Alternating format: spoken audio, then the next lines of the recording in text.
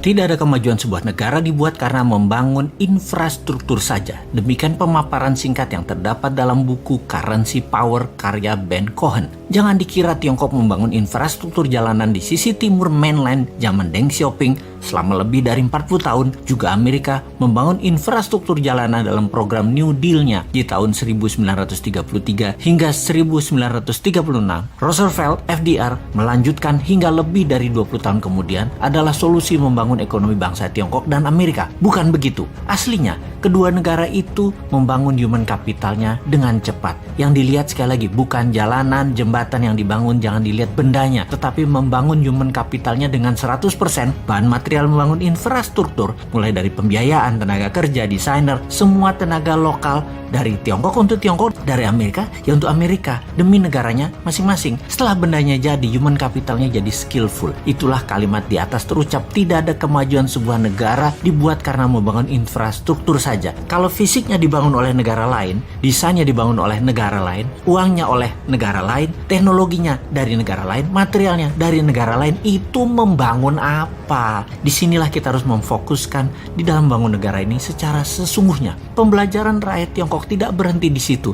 terus berlanjut di mana misalnya di tahun 1980-an ada jutaan orang Tiongkok belajar ke seluruh dunia dan terus dilanjutkan hingga saat ini. Kalau tahun 1933 dan 1936 New Deal-nya Roosevelt terlihat membangun infrastruktur, maka tidak akan sempurna jika dia tidak melakukannya dengan yang namanya Operation Paperclips. Operation Paperclips adalah operasi intelijen dengan codename Paperclips. Ini membawa ilmuwan Jerman lebih dari 1.600 orang untuk pindah ke Amerika sejak tahun 1945 sebelum kejatuhan Nazi hingga 1959. Sampai dua presiden setelah FDR, yaitu sampai Truman dan Eisenhower, Amerika melakukan human kapitalisasi besar-besaran. Yang lokal dikembangkan potensinya maupun yang menghijack dari bangsa lain dengan imbalan uang dan kenyamanan kehidupan yang makmur di Amerika. Inilah kemudian yang membuat Amerika di tahun 70-an mulai menunjukkan kejeniusannya bernegara. Apa yang dilakukan Amerika dengan MMT-nya Michael Hudson, yaitu melepas emas sebagai underlying dolar, alias dolar dicetak tidak lagi berdasarkan emas tetapi berbasis proyek produktif dan hutang, termasuk hutang ke negara lain.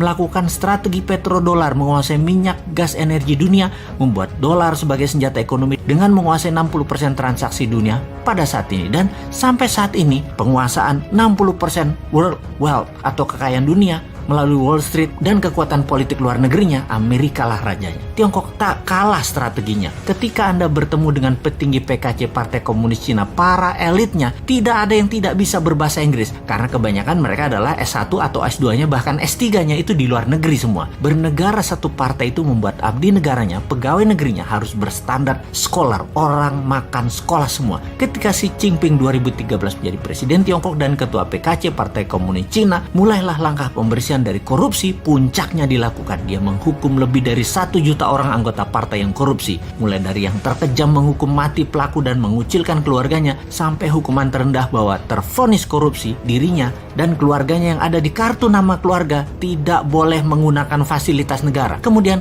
masuklah manusia-manusia terbaik Tiongkok menjabat, lalu dia mencanangkan BRI, Belt Road Initiative. Mulailah Tiongkok melakukan ekspansi keluar setelah 40 tahun membangun ke dalam. Kolonialisasi 5.0 berbasis bantuan ekonomi dengan produk Tiongkok, uang Tiongkok, SDM Tiongkok dimulai. Negara yang lemah pemahaman nasionalisme, kuat pragmatis dan beraliran populis, pasti kemakan strategi Tiongkok yang punya strategi yang memang berlawanan dengan kampret Amerika yang pakai jalan preman. Makanya hard power Amerika menjadi terlihat buruk dan soft power Tiongkok tidak terbaca sampai sumber daya alam suatu negara habis. Harusnya kedua negara tersebut, yaitu hard powernya Amerika dan soft powernya Tiongkok, hanya bisa dilawan dengan smart powernya New Mind. Gak seimbang nih perang atau warfare lawan Tiongkok dan Amerika kalau bernegaranya ala old mind yang beraliran populerisme dan tidak terlalu nasionalis, lebih miring ke oligar, ke globalis dan kekuatan besar dunia lainnya. Kalau New Mind ngelawan pasti karena beda bernegaranya. Amerika dan Tiongkok akan respect, bahkan takut. Bukan kayak sekarang jadi babunya mereka. Kita dari dulu nggak pernah dianggap mitra oleh Amerika, tapi babu. Dengan Tiongkok terlihat santun Tiongkok itu, tapi strategi pedagang